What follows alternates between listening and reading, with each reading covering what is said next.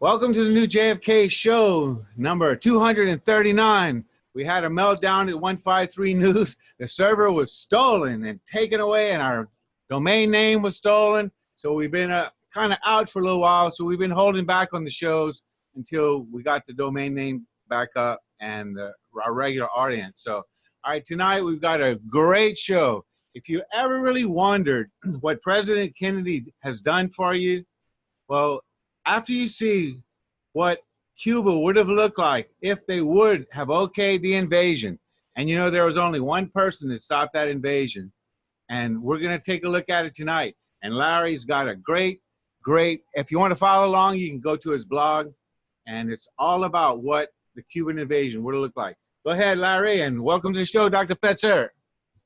Great to be here with you guys. Go for it, Larry. Dr. Fetzer, where were you in October of 1962, the month of the October missile crisis, or August to October 1962? I've been commissioned as second lieutenant in the Marine Corps in June. I think I was actually at Quantico undergoing infantry officer training. Mm-hmm. But you weren't on a battleship or anything like that, were you? Not at that point in time, no. But you were in 1963 when the assassination. Well, I was in the USS, the LPHE was JIMA, landing platform helicopter, you know. It's got a shallow keel because helicopters take off vertically and land, so they don't need the long, stable platform anchored out in Kaohsiung Harbor, Formosa. When the officer of the deck awakened me at 3:30 to tell me JFK had been shot, then awakened me again at 4:30 to tell me they'd caught the guy who done it. It was a communist. I thought that was very fast work, Larry. And of course, today we know why, how they were able to solve the crime of the century so rapidly. Super sleuths. I know. Super spooks. Minutes. Super spooks. You're right about that. Well, and I've written a piece on this because I was asked by St. Patrick to do something on the new documents, and the one that I came across, I actually found this months ago, and I just set it aside. And going back and looking through my records, you know, through the files, I was just overwhelmed, you know, when I saw this, because it, you know, that so many files have and documents have been redacted. Well, this one in particular was redacted, but the ink and the You got to thank an idiot now and then. Every now and then, an idiot comes through for you and doesn't use good ink. Yeah. And this one, you know, just blew me away completely, because it's a complete plan on the invasion of Cuba, and how Operation Mongoose, who was handling, you know, the covert operations, you know, trying to get rid of Fidel Castro, where even Bobby Kennedy was involved, I might add. And Operation Mongoose was asked by the Joint Chiefs of Staff, to come up with a plan. And the Joint Chiefs, you know, very readily and so heartily said, hey, here it is, you know.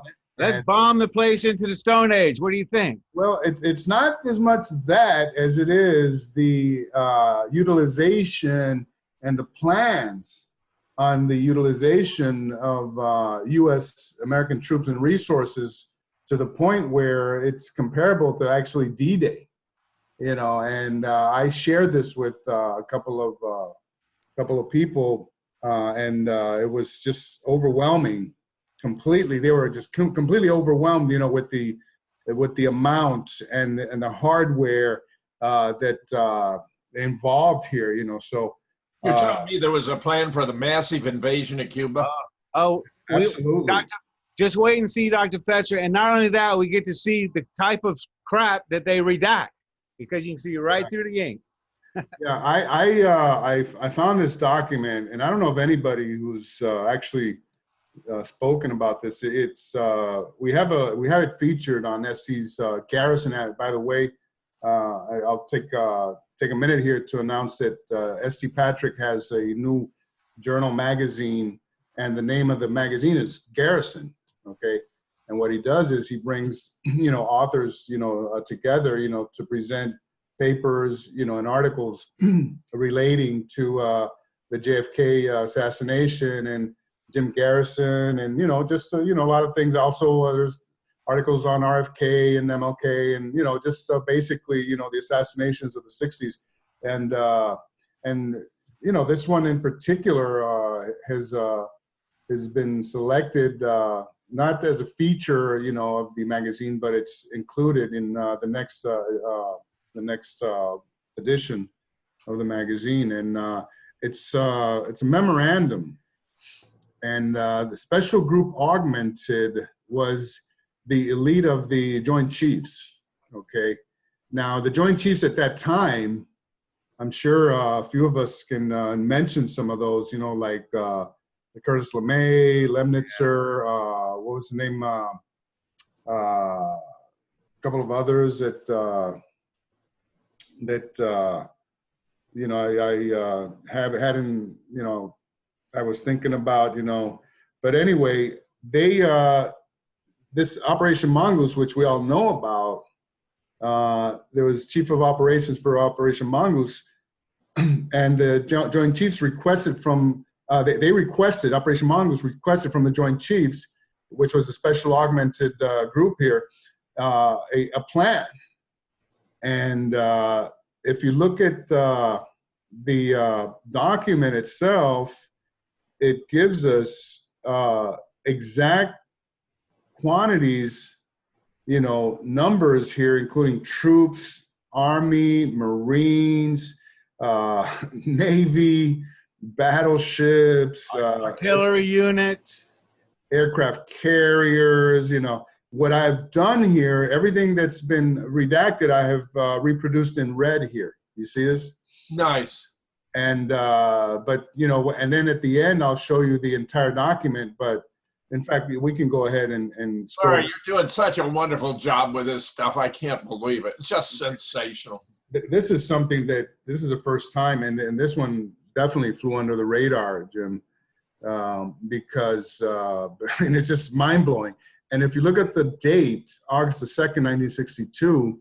We're talking about just a couple of short months before the October missile crisis.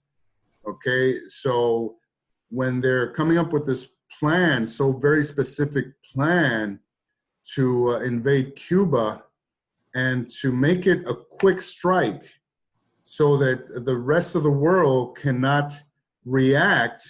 Obviously, the only country who would have reacted, to something like this would have been the Soviet Union. But with the U.S., being the dominant force that it is, obviously, obviously the Allies wouldn't have even, come close to even, touching this or getting involved in this, or putting up, any type of resistance or even, going against the U.S.'s wishes here. The only country that would have, the Soviet Union, maybe China, I don't think in that era China would have involved itself. I don't think so. Yeah, I don't either. But since we know that by that time Fidel Castro had already cozied up to Khrushchev, and they were already bringing in missiles, into Cuba. Actually, tactical nuclear. Oh, absolutely, ICBMs and everything. Yeah. That's where the U.S. was miscalculating. If we'd invaded, it would have been a nuclear war. Yeah, and that's what this document is all about, Jim. It's just, it's just, it's just mind blowing because, in the callous way that they just, nonchalantly, You think JFK was ever briefed on this? No way. That's a good point of discussion here. Well, if he would have been, then you can certainly see why he said, "We're not doing this, guys." Well, that's why at the end of the article, I make a brief comment about that, and so if we can go ahead, this is the entire document, and it says top secret, special handling, nobody, this is eyes only, and, counteraction, taking into account, what, for example, here, Cuba had about 50 MiG fighters, and what the assessment would have been, the gain and loss, that would have been involved in this, and how to make it Yeah, the casualty weigh and measure how many we're going to give them. Right, and make it as fast an operation as possible to minimize the casualties, you know, like that. So, and you know, it's just mind blowing, you know, because the detail here is just unbelievable. And as you can see, we were not supposed to see any of this. Yeah. Okay. I know you guys can see how you can see right through the mark here. Yeah, boy. Yeah. I love it. Yeah. So it's great. Yeah. It's might as well not have been redacted at all. Yeah. Yeah. I mean, you know, they can't cover, you know, dot all the I's and cross all the T's, you know, somewhere along the line, you know, some of this stuff, you know, it's just too much baggage, you know?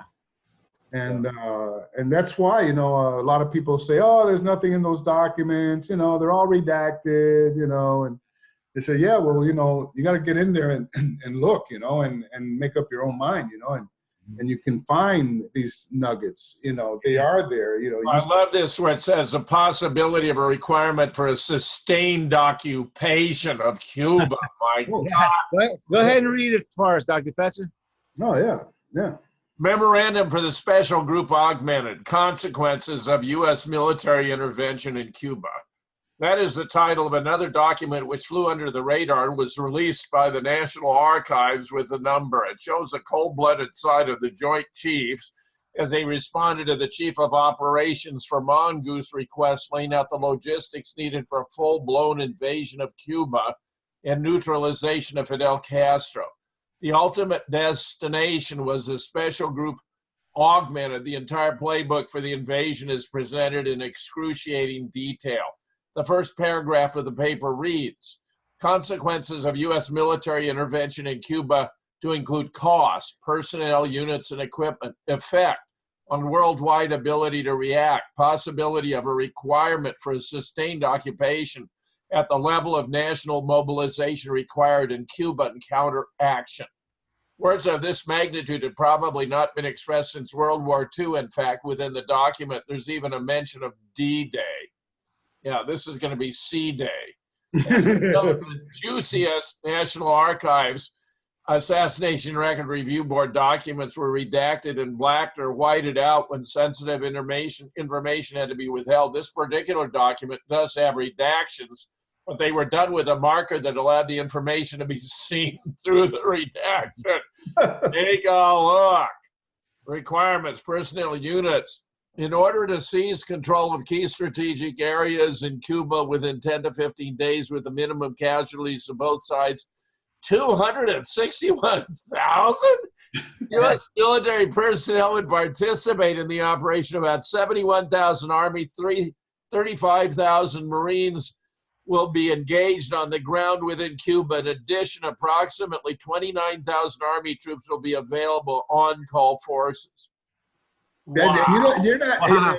I have it down here in red, Jim, and I see that you don't even have to go and read the. I don't even have to read the red. Wow. Marines, artillery units, and armor, including about 85 tanks, plus some 320 supporting aircraft. Navy, approximately 175 to 200 ships. This is huge, including two aircraft carriers with approximately 180 aircraft embarked. Air Force, about 490 troop carriers and transports, 312 tactical fighters, and 65 reconnaissance and refueling aircraft. Wow. I mean, did they have all this during D-Day? They may not even had this much for D-Day. No, and I'm going to show you a comparison of the actual D-Day. Good, Larry. But what's really, you know, wild about this here is that, you know, this is for real. This is a real plan. You're talking about refueling in the middle of air, reconnaissance, refueling. And what this is all about is that, you know, there ain't gonna be no Bay of Pigs again, you know? No. Right. You know what I'm saying? Right. You know, forget that. We are not gonna take our chances on the Bay of Pigs. Massive, with overwhelming force. Yeah, Air Force. Okay, now here, Air Force. Air Force, in order to land the maximum number of airborne troops in minimum time, 14 Air Force Reserve Troop Carrier Squadrons C-119 were originally included in the airlift plan. However, Singh Clant and U.S. Air Force have requested to prepare alternative plans not involving any mobilization prior to D-Day. Effect on worldwide ability to react. The present basic contingency plan anticipates achieving control of key strategic areas in Cuba within 10 to 15 days. Subsequent to gaining such control, there will be progressive withdrawal of forces as the situation permits, as though the Cubans were going to take this line down. You know, the Cubans are fierce fighters, Larry. You know, the U.S. wouldn't get away with this. When the assault forces have been committed to the Cuban operation as strategic army forces in CONUS. That's continental U.S. Yeah, would be about supporting forces for the remaining 5 divisions. It's estimated the Army Airborne 2 divisions would be available for other operations 15 to 30 days after withdrawal from Cuba. Substantial Army forces. That's further down in the document, because I've just got exit. Yeah, I figured, yeah. Yeah, but here, the Atlantic Fleet amphibious troop lift capability, less that deployed within the 6th Fleet, will be engaged fully during the initial phase of the operation. There will be requirement for amphibious lift to rapid redeployment and counter guerrilla activity until order has been restored. Yeah, right, ever. Order would never be restored because the Cubans would have guerrilla warfare going on permanently. Well, not only that, the Soviets would have never, taken this line down. Right, I agree. It's anticipated most of these ships will be available for other commitments within approximately 30 to 45 days. About 40 to 50% of the Pacific amphibious troop lift capability will be employed in the landings in the eastern end of Cuba. These ships will be available for other operations in the Pacific about 15 days after withdrawal of the Pacific Marines from Cuba. Well, they're bringing in from the Pacific theater, it's got nothing to do with the Atlantic, but they are mobilizing what they want. Worldwide. This is a worldwide mobilization. Yeah, it is. In addition to the amphibious troop lift capability, the initial requirement for sea lift will include MSTS ships obtained through the Maritime Administration. Overall requirements for shipping will diminish after the initial 10 to 20 days of the operation. It's estimated combat-ready status of the Atlantic Command Marine Division wing team will be restored within 15 days of withdrawal. Combat readiness of the Pacific Command Marine Expeditionary Brigade within 30 days of withdrawal. For approximately 10 days, CONUS MATS airlift would be fully committed. This is huge operation. Yeah, it's huge something. Operation. Yeah, so here's the entire memorandum, and here August. This is from August the 2nd, 1962. Again, you have to consider the date and the timing of this, and then in historical context, look at what happens later on in October, the missiles of October. And so this is where, you have to take into consideration what happened, This is 15 months before Jack's taken out in Dallas. 15 months? Yeah, August the 2nd, yeah. Yeah, but don't forget, missiles of October is when, the standoff, the nuclear standoff happens when, and I'm thinking here, August the 2nd of August 62, this is when you've got all these U-2 flights over Cuba, and they're starting to detect, all of this hardware, that the Soviets are installing in Cuba, okay, which are ICBMs and, nuclear capabilities. And obviously, this is something to consider when we consider that this never happened. Okay, so why did it not happen? Then, as far as, my assessment is concerned, I think that once, the intelligence apparatus kicked in and the Soviets and the Americans, especially the Americans, like I said, with the U-2 overflights, and they began to see that, wait a minute, this is crazy. This is not, then again, it's like you mentioned, this could have been also something that JFK put a complete halt to, which would have also guaranteed and sealed his fate in a way that, wait a minute, the Joint Chiefs, thought he was a pussy, and that he didn't want to go to war and that kind of thing. And the only way to get this done would have been, to take him out. So that's why, this document is so incredibly revealing and important, And with all this planning and all this forethought, they did not know that there were nukes in Cuba and they were going to use them. Right. Well, they found out within, a few weeks of this, obviously, and that's probably why, with the Joint Chiefs, already, hot to trot on this, and then to be told that they had to stand down, what do you guys think of this? Yeah.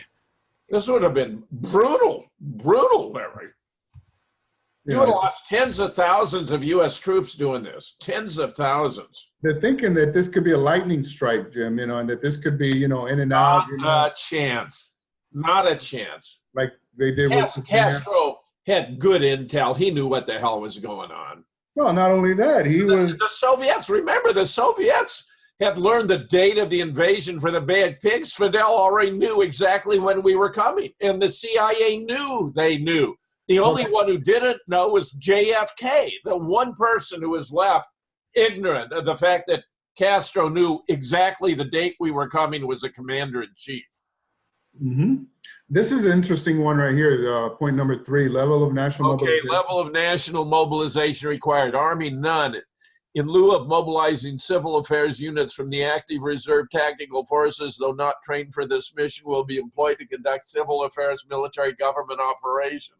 Sort of like what running like MacArthur did. Yeah, right, in Japan. Yeah.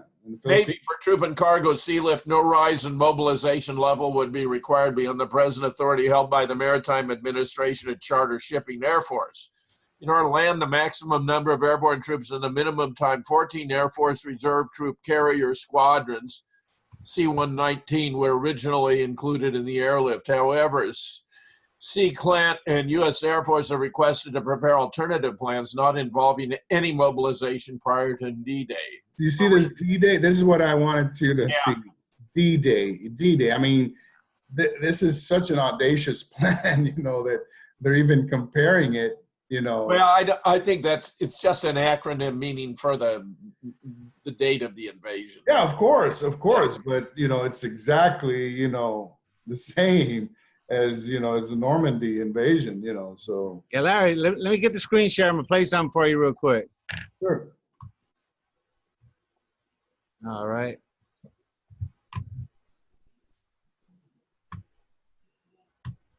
Oh, let me make sure I got the volume good. No.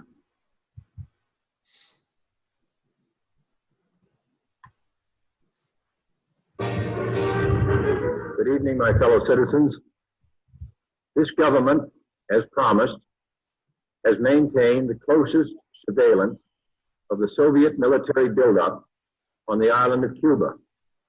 Within the past week, unmistakable evidence has established the fact that a series of offensive missile sites is now in preparation on that imprisoned island.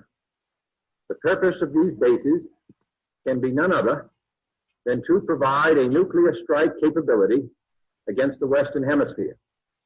Only last Thursday, as evidence of this rapid offensive buildup was already in my hand, Soviet Foreign Minister Gromyko told me in my office that he was instructed to make it clear once again, as he said his government had already done, that Soviet assistance to Cuba, and I quote, pursued solely the purpose of contributing to the defense capabilities of Cuba, unquote. That, and I quote him, training by Soviet specialists of Cuban nationals in handling defensive armaments was by no means offensive. And that if it were otherwise, Mr. Gromyko went on, the Soviet government would never become involved in rendering such assistance, unquote. That statement also was false.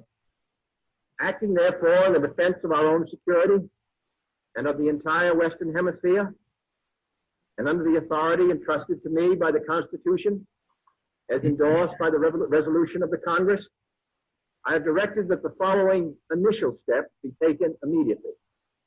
To halt this offensive buildup, a strict quarantine on all offensive military equipment under shipment to Cuba is being initiated.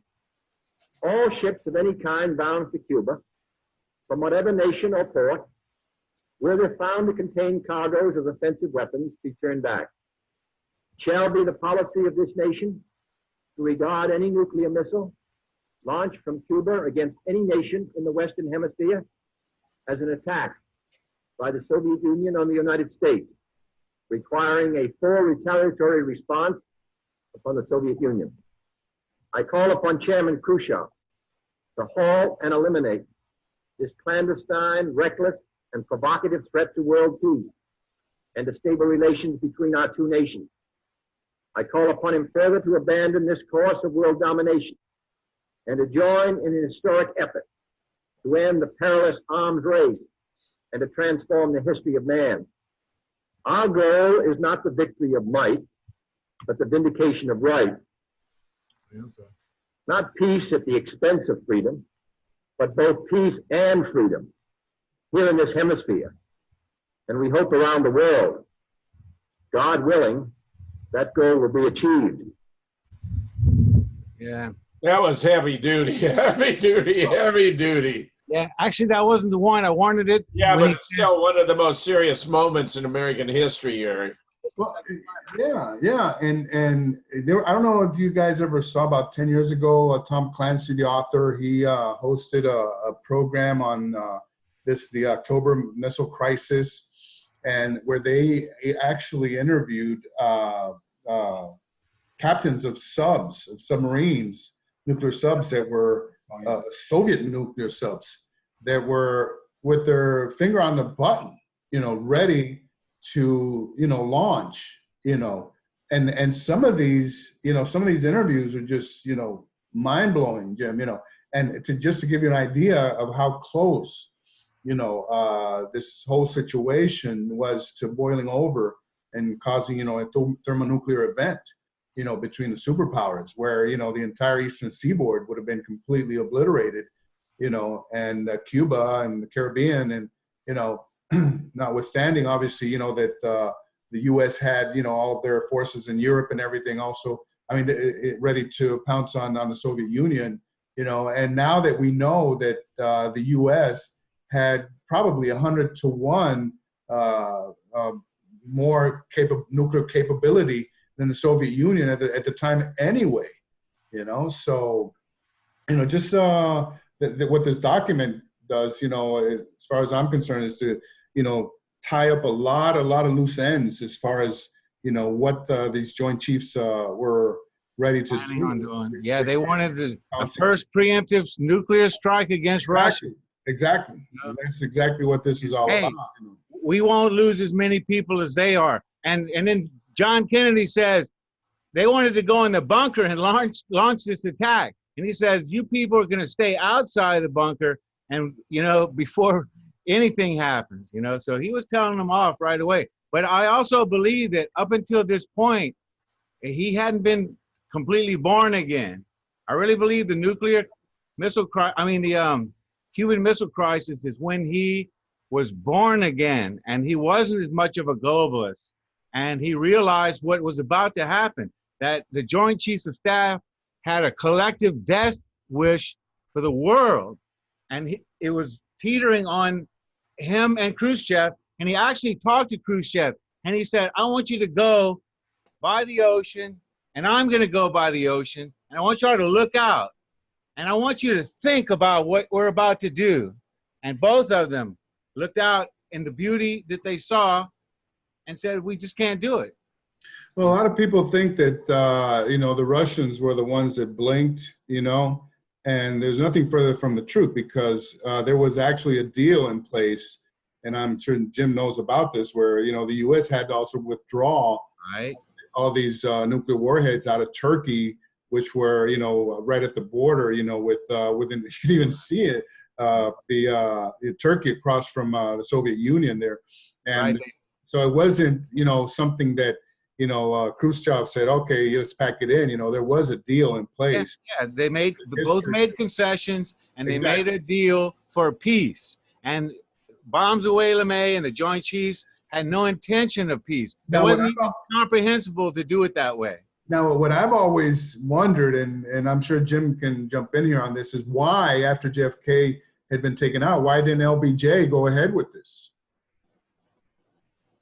Well, I think he knew it risked world war. He wanted to manipulate the military into assisting him in becoming president, but he really didn't want the world to go up in a nuclear conflagration. I think he was a very savvy guy in terms of, you know, not only manipulating political figures within the United States, but he had a sense of geopolitics. I do believe he gave the military Vietnam as a payoff. Right, that's what I was going to say. He knew which fight to pick. Yeah. Right. Yeah.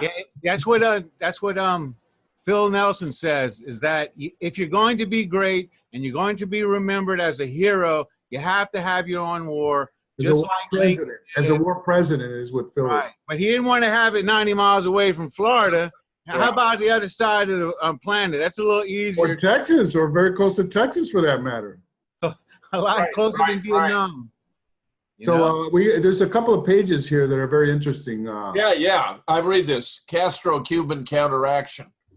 The military reaction will be determined in large measure by the will of the Cuban armed forces to resist, which would be fierce, as well as by the weapons available to them and their proficiency in their use at the time of the U.S. military intervention.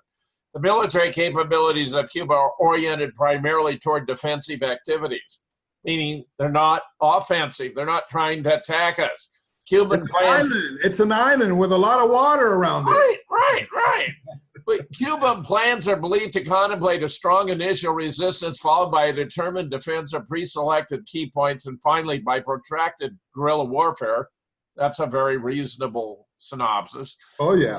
Cuba has about 50 MiG fighters, some of which may be... I'm sorry, Jim. Also, specifically the mountains, you know, Cuba has just like Castro did. Yeah. That's right. That's how he came to power, for crying out loud, right? Tierra Maestra. Yeah. Cuba has about 50 MiG fighters, some of which may be configured for carrying light bombs. Any of these that survive U.S. airstrikes could be used offensively against targets in Florida. Mm-hmm. Also, they have 11 B-26 aircraft, some of which, if they survive the airstrikes by U.S. forces, could attempt to attack targets in the southeastern United States. All forces engaged in the operation, as well as the Continental Air Defense Forces, however, would be alert to guard against any such attempts at retaliation. Possibility of a requirement for No, it's right there, D. You missed D, in the future. Oh, yeah. In the future of the Castro-Cuban capability for counteraction will improve if Soviets continue to provide the Cubans, that shouldn't be possessive, the Cubans with additional military equipment and training. Thus, the urgency of the requirement to remove the communist government from Cuba is made apparent by Castro's constantly increasing capabilities. That's an exaggeration there. That's a political paragraph. 6, possibility of a requirement for a sustained operation. The duration of a U.S. military presence in Cuba is contingent upon such factors as the will of Castro-Cuban forces to resist invasion, the degree of popular support a defeated Castro might receive from the conduct of residual guerrilla operations, and time required to reconstitute an effectively friendly Cuban government. It would never happen. There would never be a friendly Cuban government. I mean, that's just ludicrous. Well, the friendly Cuban government was all in exile, Jim. That's what all of these guys were jockeying for to be the ones. The Iraqis and all these other, groups. You had Manuel Artiman, Manuel Rai. That were played. This is to play. You had Priel Socarrás. You had, even Batista, probably, for God's sake, probably say, hey, U.S., go ahead, we'll do it again. Following the establishment of essential military control of the island, a substantial U.S. military commitment may be required in Cuba for a significant period of time, like 20, 30, 50 years. I mean, this is idiotic. Mm-hmm. Post-assault tasks will include restoration of law and order and the conduct of counter-guerrilla. I mean, we're still in Korea, for crying out loud. We're still in Korea. And To achieve the objectives of some paragraph B above, it's planned that the post-assault military presence initially will consist of substantial Army follow-on forces with such other sea and air support as may be required. This will be reduced gradually in size as the effectiveness of the new Cuban government increases thereafter. A lengthy period of providing military assistance is anticipated. Yeah, a lengthy period, right? There's a euphemism for you. That's right. Decades. That's right. Discussion. What happened? In the context of history, must consider the timing of this memorandum. The October missile crisis of 1962 put the superpowers on the brink of thermonuclear war over Cuba.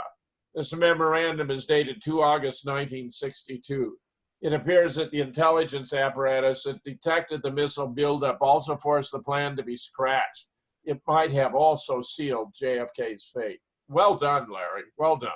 I think so. I think it sealed JFK's fate because once, this overwhelming, invasion of Cuba, it's but like you're really only talking about convincing the military, but they didn't take much convincing. Remember, Lyndon forced himself on the ticket in LA in 60 in order to accede to the presidency when Jack was taken out. Bobby Baker predicting in public he wouldn't live out his first term and he'd die a violent death.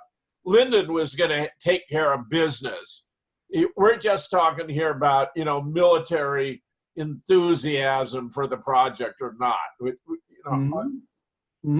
But the redactions speak volumes. It's just unbelievable. Well, that's just that was this is something that is comparable to a D-Day, which I actually had. Let's see, I had. Okay. Now, if Richard Nixon would have been in office, they would have launched it. It would have happened. There's no doubt about it. Let me go back to screen share and show you guys what D-Day actually looked like. Oh, yeah, you had some comparisons. Yeah, here you go. Okay, deployed for, this is Normandy, okay? Personnel on board Allied ships, 287,000. This top one is number of soldiers deployed in England, okay, on D-Day. But the ones that were mobilized were, look, it's very similar right here.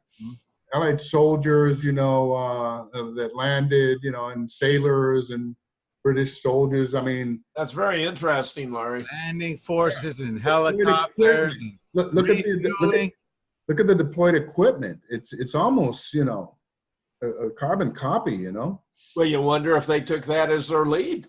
Oh, absolutely. It's very, very possible, the tonnage, the vehicles, the aircraft, the transport. But the Germans had a massive fighting force in the Cubans. Oh yeah. Of course, they had years to build their resistance there, and those bunkers and all those walls and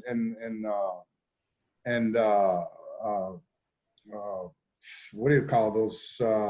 Where they had everything ready, batteries, like they call them. Yeah, to repel the invasion. I hear. I mean, I've seen documentaries that just went all up and down the coast of France. For miles and miles and miles, hundreds of miles. So yeah. Anyway, this is just to give you a comparison here of what this Cuba idea was all about. I think it was kind of crazy, and for them to release the document is just another drop in the bucket, on. I love it, Larry. This has already been a fascinating show. I mean, even if we don't go for a full hour, I really love what we've done already. Yeah, well, I'll give you guys a little sneak peek on something else. Go for it. Because this is what here's. Because we've talked about this guy before, Warren de Bruys. Yeah. He keeps coming, and I mean, he just keeps like the what's the bunny that keeps going and going? Energizer bunny. Energizer bunny. That's Warren de Bruys, And this time we have a new document that pops out, and it talks about Lee Oswald being monitored in both New Orleans and in Dallas, okay, because of the Fair Play Committee, Fair Play for Cuba Committee. And this is 1025, okay, and the time period 8/9/63, which was the same day that Lee got involved, you know, with Bringuier and company there down there on Canal Street, okay, the fracas. And what this one gives us is actual information on the informants.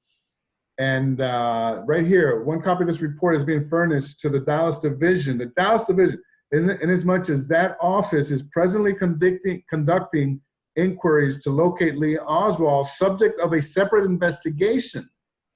Okay, I found that to be very, very interesting. Yeah. I remember so and so. And if Oswald has relocated in the Dallas territory, it is possible he may inaugurate a Fair Play for Cuba branch in that area.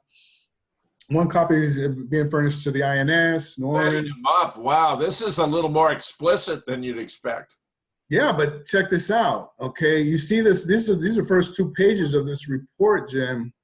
Okay, now the report stands out not because of what I just talked about, the ongoing surveillance of Lee and tracking him, you know, in the cities of New Orleans and Dallas, but because of what it does not mention.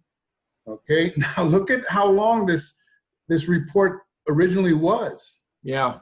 40 pages. And it's cut down to how many here? 2. 2. Wow. Now, in those 40 pages, we've got complete information on all of these informants, okay? Orlando Piedra was not just any informant, okay? And for those who don't know who this guy was the head of the investigative bureau, sort of like the FBI in Cuba under Batista. Okay, and what's he doing? Informing on Lee Oswald regarding the Fair Play for Cuba Committee. And then forget about these other 2 because, but this guy, Jesse Core, look who he was. Public Relations. International trademark. Wow. Components. You know who he worked for? Clay Shaw. Of course. All Okay. CIA. So I mean, we're gonna have to go. But so you know, like I put this in, you know, for a little humor, as that old Wendy's commercial used to say. Remember, where's the beef? Yeah. Well, can you guys see this? Oh, yeah. Sure. Love it. Big fluffy bun. It's a very big fluffy. Some places give you a lot less beef. The huge bun. At Wendy's. Where's the beef? Boy, that one goes back. That does. Antique commercial. Fun. Yeah. Everybody remembers that. I mean, those of us who remember that commercial are actually, you know, revealing our age. But you know. Yes. Let me see if I can get out of this here. I don't want this play. I was a 24-year-old whippersnapper when that commercial was out. So anyway, can you guys see this here? Yeah. Warren DeVries. So anyway, what happened to the 38 pages that are missing? Yes. Yeah, right. You know, and this is Warren DeBruys. This is from Joe Mellon's site, you know, and both of them actually spoke to DeBruys, and they report, you know, the results in the book. And obviously, DeBruys never admitted to having known Lee Oswald. Remember when we did the Orestes Pena show where the HSCA document where he talked about DeBruys and Oswald and the custom agents, you know, and Oswald being chummy and hanging around with all these guys, you know, and how DeBruys, you know, told him that he was going to get rid of his ass, you know, and how Pena kept insisting, and he went to the Warren Commission, and he told him what he knew about Lee Oswald and this Wesley Liebler stomping out any time that Pena was about to talk about DeBruys and Oswald, and then let's not forget that Pena actually said, and he knew for a fact, that when Lee went to Dallas, Du Bois went to Dallas with Lee before the assassination. Yeah, that's stunning. Before the assassination, that Du Bois was Lee's handler, no doubt about that.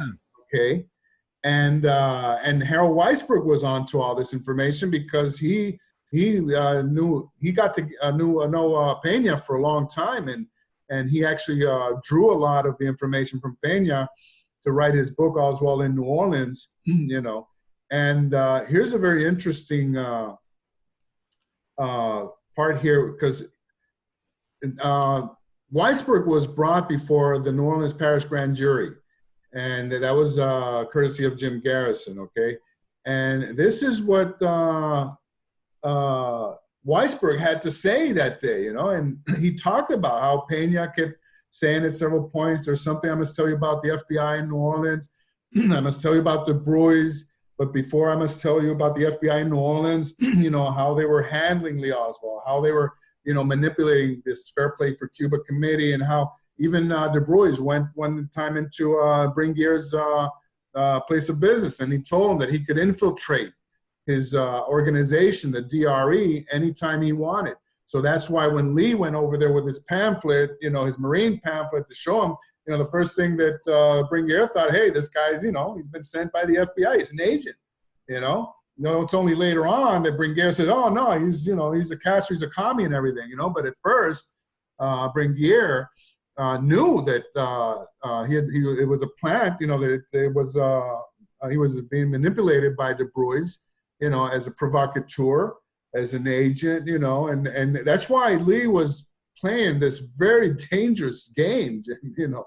And so Pena, this is what's this Wesley Liebler, you know, he manipulates Pena's testimony in the Warren Commission to make sure that he does not connect Lee and Du Bois together, which then, you know, we know for a fact that it really happened.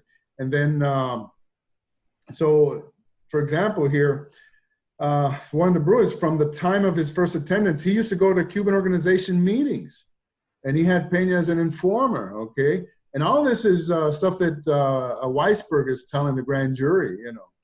And let's see.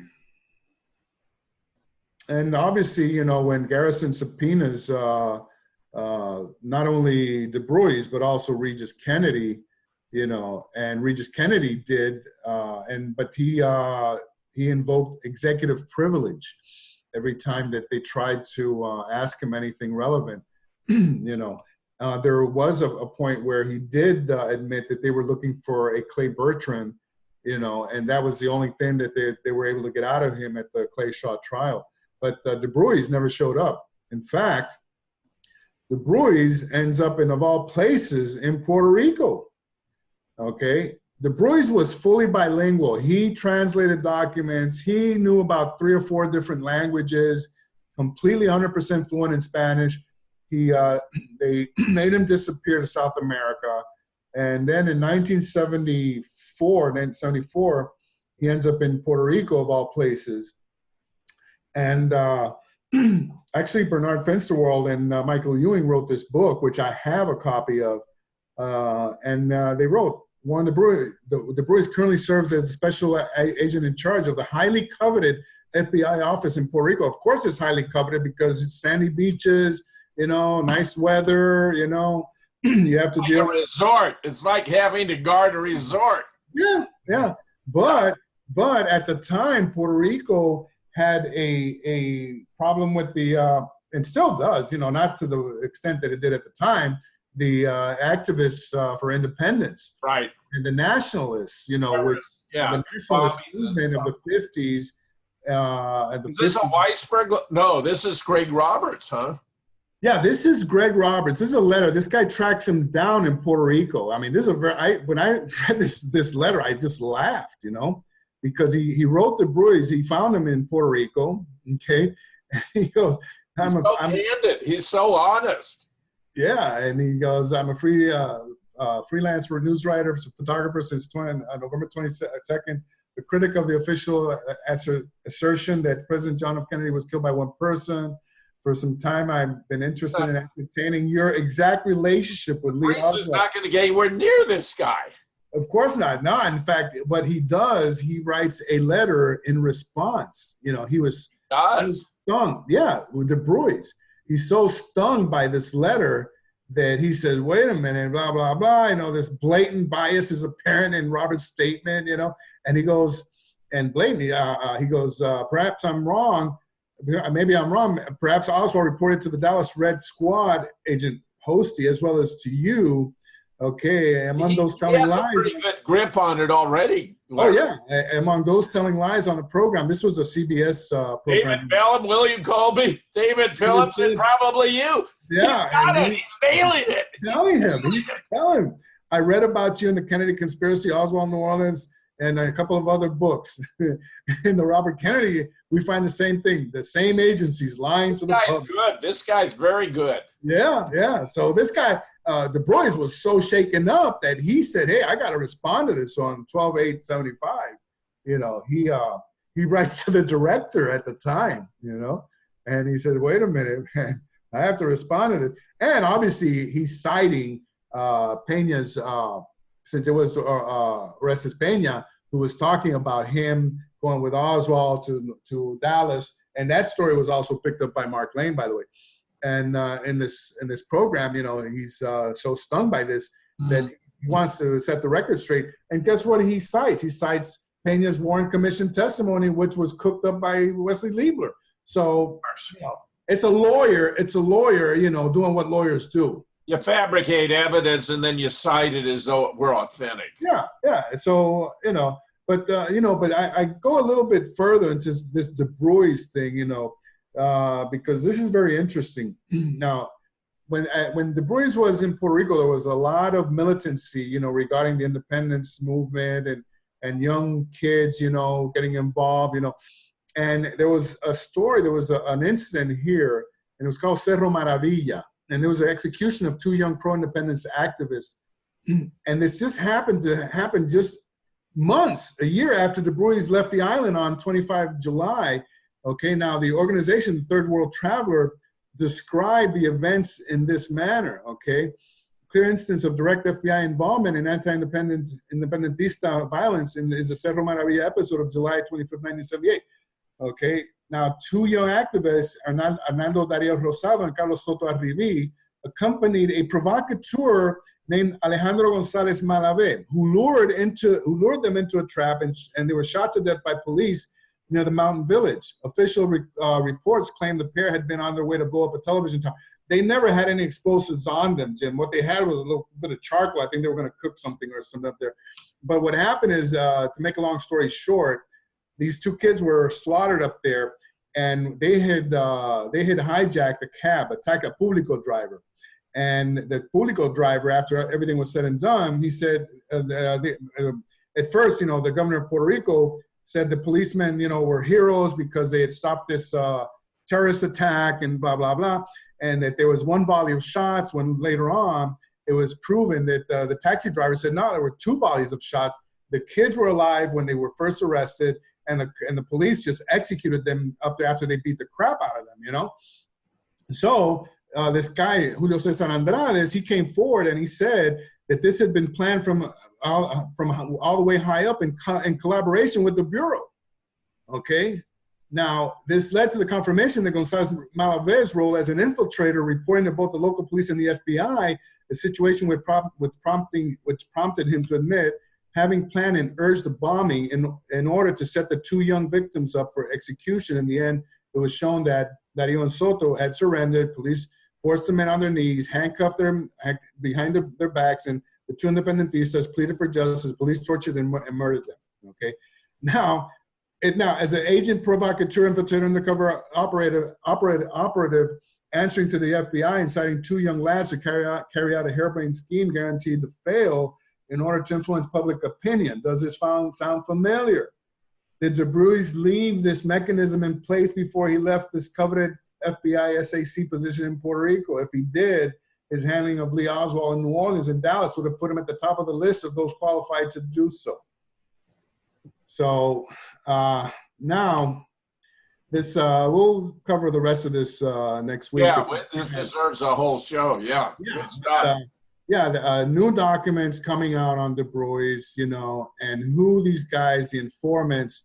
And before we go, I just have to tell you who this Jesse Core was, you know. And I'm not done discussing the, you know, there's, you know. But you're just doing a great job with all of this. I'm just so impressed. It's wonderful. Check this one out. Jesse Core worked for Clay Shaw at the International Trade Mart as Director of Public Relations, right? Now, Joe Mellon, she minces no words in her book, and she said this guy was CIA. Now, right after the Bay of Pigs, 17 April 1961, and this is what a lot of people have this misconception that JFK fired Cabell, Bissell, and Dulles right after the Bay of Pigs. That's not so. Okay. Right. Dulles was retired with fanfare, but Bissell and Cabell were fired. In November, that's right. And Cabell didn't leave the CIA until probably a year later. So in the interim, right after the Bay of Pigs, which was 17 April, CIA Deputy Director General Charles Cabell was hosted at a grand event in New Orleans by, of all people, Clay Shaw and Jesse Core. Wow. Now, it has already been proven that Shaw was a CIA asset, but this event really blew my mind, Jim. The Cabell affair was quite the soiree, where Clay Shaw himself made the Cabell introduction. Here is the press release by Jesse Core, which goes into detail about the Cabell family military lineage and even mentions his brother, Mayor of Dallas at the time, Earl Cabell, who we reported 2 years ago had been a CIA asset himself. Joined the agency in 1956. Yeah, now look at this press release. Foreign Policy Association, Deputy, and look who puts it out. Okay, Clay Shaw, Program Chairman, Jesse Core, Press Relations Chairman. You know, Boy, just Jim Garrison was all over it, man. I wish Jim would have had this document. I mean, this would have been this would have clinched the whole deal, you know. And this just came out in the new documents, by the way. Deputy Director Charles Cabell of the CIA, a veteran war pilot, full generation in the U.S. Air Force, will address New Orleans Foreign Policy Association May the 9th at 8:30 p.m. in the Grand Ballroom of the Sheraton Charles Hotel. C.C. Walter, President of the Foreign Affairs Group, announced today. General Cabell will be communist. Will subject Communist science. Yeah, leadership meeting will precede the CIA second in command talks. Scheduled at 8 p.m. Half an hour business session will be concerned with election of officers. Blah blah blah.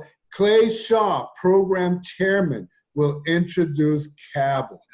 Born in Dallas, Texas. Cabell was born in 1906 or 1905, not in 2000.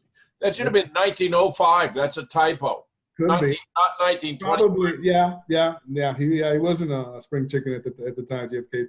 But Cabell is a member of a distinguished Southern family whose name, and they actually go through the entire family lineage. Cabell's brother's grandfather, Brigadier General William Tiger Cabell, was mayor of Dallas around the turn of the century. Like, I mean, when JFK was in Parkland and Earl Cabell was insisting on getting a justice of the peace in there immediately to sign the papers off and get JFK's body the hell out of Dallas, this is who was in control, Earl Cabell, you know? And so, you know, when he goes to Dallas, you know, these people were the ones in control of everything there, you know? So yeah, it's our backyard. Yeah. So and had been for 60 years, at least the turn of the century or more. But dig this. Local historians also note the fact that General W.L. Cabell, sometimes Confederate cavalry commander in Arkansas, Confederate, with General P.G.T. Beauregard, a supervisor of the Louisiana State Lottery. Cabell served from 1893 to 1907. I mean, commissioned. I mean, oh, okay, yeah, you're right. See, that's when he was commissioned, 1925. General Chills served for 5 years in the 12th Field Artillery at Fort Sam Houston. He applied for pilot training, won his wings in 1931, becoming flight. Oh, I mean, this is a complete background, you know, and there's a lot more. There's only 3 pages that are legible, you know, but this Jesse. Here's a perfect. That was a perfect. No, go back, Larry. That paragraph was the perfect place to conclude this evening. It appears that Jesse Carr was part of the ship dipping of Lee Oswald. The evidence clearly suggests he had an ongoing relationship with Dubras, plus allegedly he was present at the Trade Mart on Canal Street when Lee was distributing Fair Play for Cuba leaflets. He even provided one for the FBI. I love it, Larry. I'm saying, you know, I love it. You know, I'm Talk about lacing these things together. Yeah, and then you go back here and you look at the informants that are supposed to give you, you know, the truth, gospel here. You know, Orlando Piedra. Wait till we cover him. You know, you're gonna puke. You know, this has been fantastic. Yeah. You know, Gary, you want to take us out? Take us Gary, out. Gary's Going overtime. and then this guy, Postal Inspector Lou Robertson, New Orleans. He was CIA. All right, we'll return to these subjects. Yeah, we're swarming in it. All right, fellas. Another great show. Another day. Another great show. Larry Rivera.